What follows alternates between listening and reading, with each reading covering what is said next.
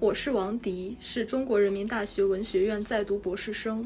我实名举报我的导师，人大文学院原党委书记兼副院长、博导王桂元教授性骚扰且强制猥亵我，并要求与我发生性关系。因我拒绝，他对我进行打击报复，并威胁我不能毕业。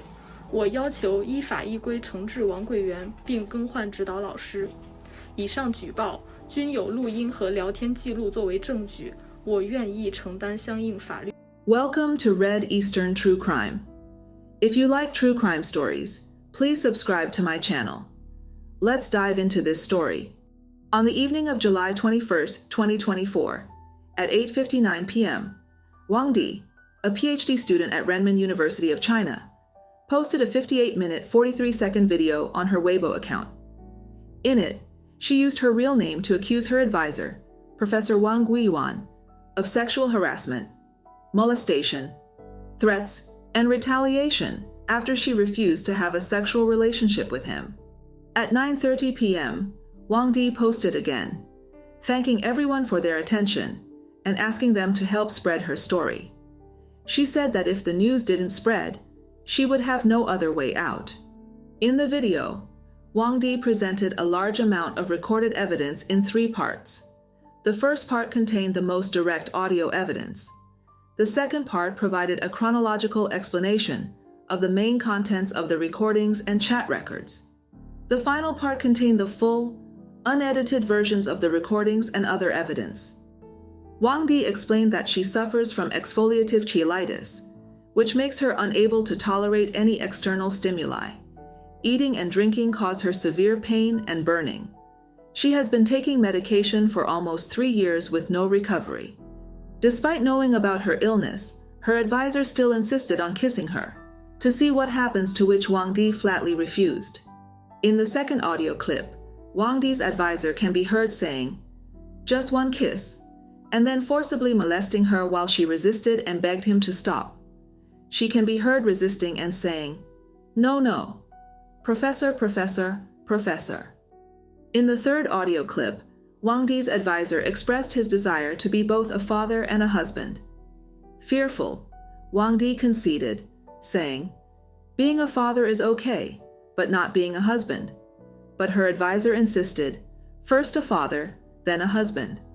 Wang Di replied that these roles were mutually exclusive, but her advisor countered, "Many goddaughters marry their godfathers." After she refused, Professor Wang retaliated against Wang Di for 2 years. This included assigning her many unpaid and inappropriate tasks, repeatedly insulting her, and threatening not to graduate, to the point that she lost count.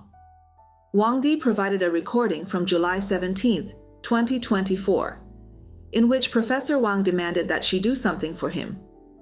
Wang Di explained that her dissertation was too extensive, and that she was racing to meet the December defense deadline, so she couldn't complete his task. Professor Wang replied, "How can you not finish it? It's only 2 days' work." Wang Di replied, "I am currently working more than 18 hours a day and sleeping only 4 hours. I will finish my dissertation by December." Professor Wang then criticized, "If you won't even help your advisor with his work, what kind of student are you?" Wang Di pleaded, "Professor, I'm working day and night to graduate. I really can't spare 2 days because you made me change my thesis topic at the end of April." He then replied ominously, "Okay, we'll see." After being widely shared by netizens, the incident quickly trended on Weibo the next day. On the morning of July 22nd, Renmin University of China released a statement saying that it had immediately formed a working group to conduct an overnight investigation. By 7 p.m. that evening, the university confirmed that the allegations were true and expelled Wang Guiyuan from the party, stripped him of his professorship, revoked his qualification as a graduate advisor, and terminated his employment. Beijing police later announced an investigation into Wang Guiyuan's alleged illegal activities. On the night of July 22nd, Wang Di posted on Weibo, thanking netizens and saying that she would now focus on her studies and hope to return to a peaceful life. She also deleted her previous posts, raising concerns that she may have been silenced by the school or the authorities. Renmin University of China, located in Beijing, is ranked among the top 20 universities in China. Wang Guiyuan, born in Shanxi Province in 1959, is 65 years old and holds a PhD in literature. He has taught at Renmin University for 30 years and previously taught at Beijing Foreign Studies University. Some netizens claiming to be his former students revealed that he engaged in similar misconduct at Beijing Foreign Studies University, but was protected by a professor there named Wang, who allowed him to transfer to Renmin University. The number of female students who have fallen victim to him over the past 30 years remains unknown. Wang Di's public exposure appears to have been successful, as she received a response within 24 hours. Professor Wang has been fired from the university and is under police investigation. After discovering her advisor's inappropriate behavior 2 years ago, Wang Di secretly recorded their interactions several times, gathering evidence while outwardly maintaining respect and compliance. The final straw came when she watched her classmates prepare for graduation in December, while Professor Wang threatened that she wouldn't graduate. Wang Di then created a new Weibo account named Renmin University Rights Defense PhD student Wang Di, using homophones for sensitive words to avoid censorship. She strategically posted her revelation on a Sunday night, when internet activity is high and many schools and examination offices are closed. Ensuring a slower official response, she included not only recordings but also written summaries of key points, making it difficult for Professor Wang to deny the allegations. Her evidence and timing were meticulously planned, demonstrating her clear thinking and courage. Wang Di's posts currently have more than 8,000 comments, with one netizen saying, "Thank you, sister, for speaking out. 3 years ago, I was sexually assaulted by my postdoctoral supervisor. I reported it to the police and the school, but I still haven't received a response. Why does a doctoral student have to hold her ID and expose her privacy in order to expose her professor's harassment and threats, saying that without publicity, she has no other way out? Holding her ID is to prove that her story is real and not fabricated. If her revelations fail, she will face severe consequences." Some say that Wang Di had previously reported to the school, but received no response, while others say that she went straight to social media. Whatever the case, it highlights the school's failure to properly manage faculty, ignoring and suppressing student complaints, resulting in many male professors sexually harassing students and female professors controlling and abusing students, using the threat of not graduating as leverage. When victims report only to the school or police, the institution's first response is usually to cover up and block the information to avoid negative publicity. If the news leaks out, they announce an investigation to buy time until public interest wanes, then lightly punish or dismiss the accused professor, who is often able to find a job at another university. Students rarely receive compensation and may even face further repression from the school, or be forced to drop out. Some netizens have compiled a list of sexual harassment cases involving Renmin University professors. Li Binghai, 78 years old, seduced and sexually assaulted a student in 2008, causing her to jump off a building. He still holds positions at Renmin University and Fudan University in Shanghai. The victim's family once protested with a banner that read, "Professor Li Binghai, an animal in human clothing, molested and killed a female student." Zhang Kangzi, 67 years old, was accused online in 2018 of sexually harassing several female students.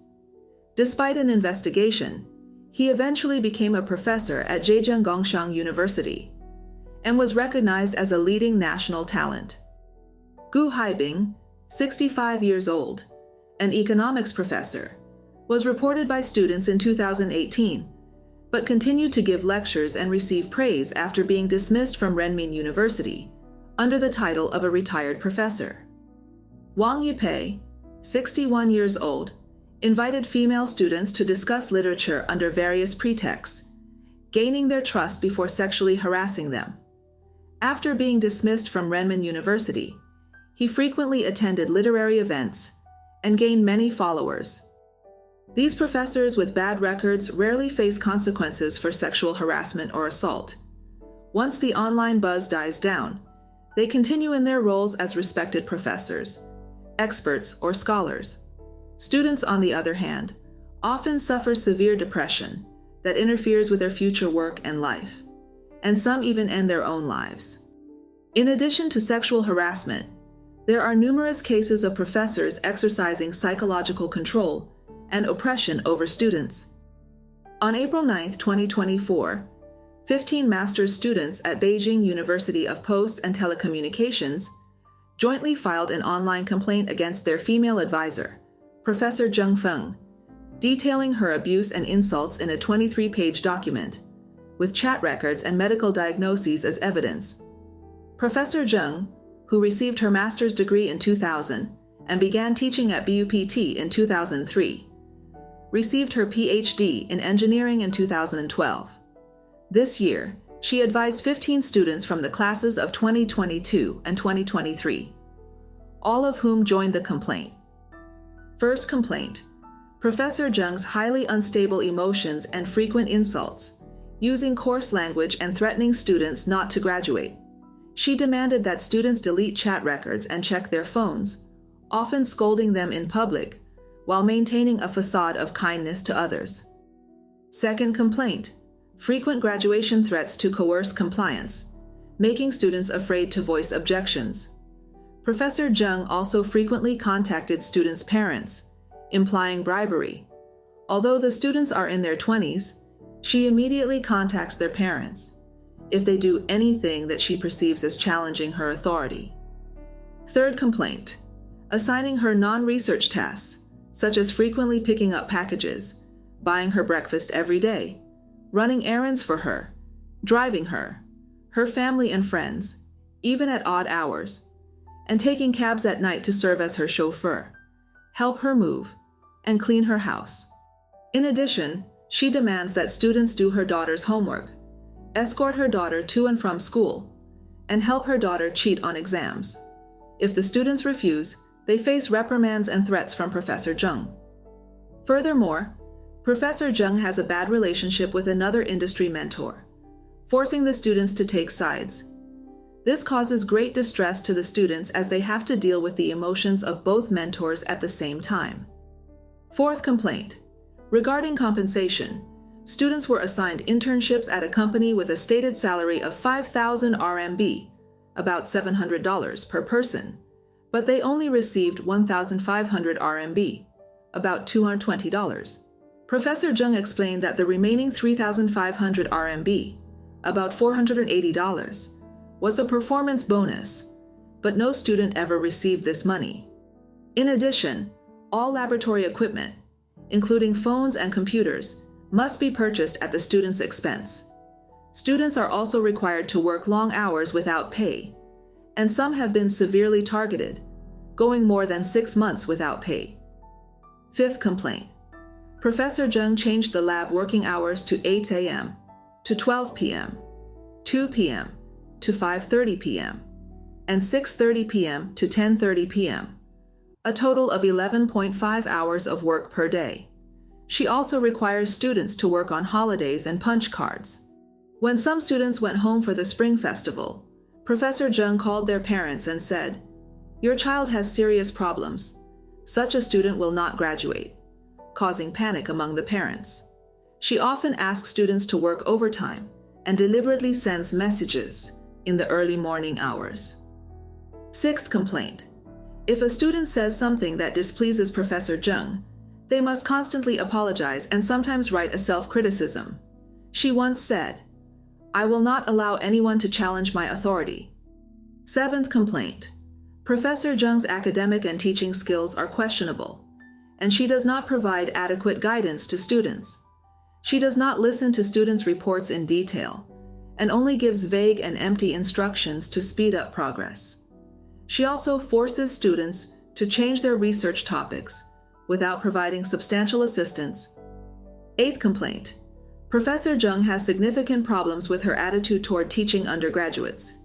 For example, When a student asked her a question, she complained about the student and instructed the teaching assistant to just give the answers. She said, "If they can't do any of the problems, just give them all the answers. It doesn't matter. I can't handle explaining each problem one by one." Ninth complaint. Professor Jing does not abide by the university's confidentiality policy. She disregards students' physical and mental health by forcing them to work long hours, resulting in health problems. When students went to the doctor, she demanded to see their cell phones the next day to verify their claims. Due to Professor Zheng's long-term mental and physical oppression, including forced overtime, disrupted sleep patterns, and excessive workloads, the students' physical and mental health has deteriorated. Many have developed varying degrees of anxiety, depression, and sleep disorders. Nevertheless, Professor Zheng told them, "Let me tell you, don't try to scare me with words like anxiety or depression. Okay? If you're anxious, you can just get out, quit the project right now. Talking about that stuff is pointless. Everybody's anxious. Everybody's under pressure. So don't bring it up to me anymore." The article ends with 15 students pleading with the university to take the matter seriously and assign them new advisor. After the allegations were made public, Beijing University of Posts and Telecommunications issued a statement the next day, confirming that Professor Zheng Feng had failed to fulfill her responsibilities as a graduate advisor, neglected her duty to provide academic guidance to students, and required students to perform tasks unrelated to their studies or research. The university decided to revoke her qualification as a graduate advisor, suspend her teaching duties, and demote her from associate professor, level 7, to lecturer, level 10. However, Zheng Feng was not dismissed from the university, nor did she face any legal consequences. These two cases are just the tip of the iceberg when it comes to the abuse and threats students face from professors at Chinese universities. Both universities involved are highly prestigious in China, and the students' exposure has received considerable attention. But what about the thousands of other universities in China? The incompetence and unfairness of university management systems, coupled with the failure of social systems, force countless victims to expose their scars under the spotlight, to gain public attention, and seek justice and punishment for the offending professors. Master's programs in Chinese universities typically take 2 to 3 years, while PhD programs take 3 to 6 years. By the time students reach this level, they are usually over 25 years old and eager to get their degrees and secure good jobs. Some professors, believing that they control students' futures and destinies, use the threat of withholding a degree to assault and control them like slaves. If a professor can single-handedly decide whether a student who has studied for years can graduate, what do you think is wrong with that image? In recent years, online whistleblowing has become widespread in China. Whistleblowers include students, farmers, government and corporate employees, retired and active duty soldiers, lawyers, and even police chiefs. Many of their problems go unnoticed and unresolved until they are reported online. Once exposed online, some problems are quickly resolved, while others have their videos deleted and face suppression. What do you think about this case? Please share your thoughts and opinions in the comments section. Thank you for watching. If you want to see more crime stories, please like and subscribe to my channel.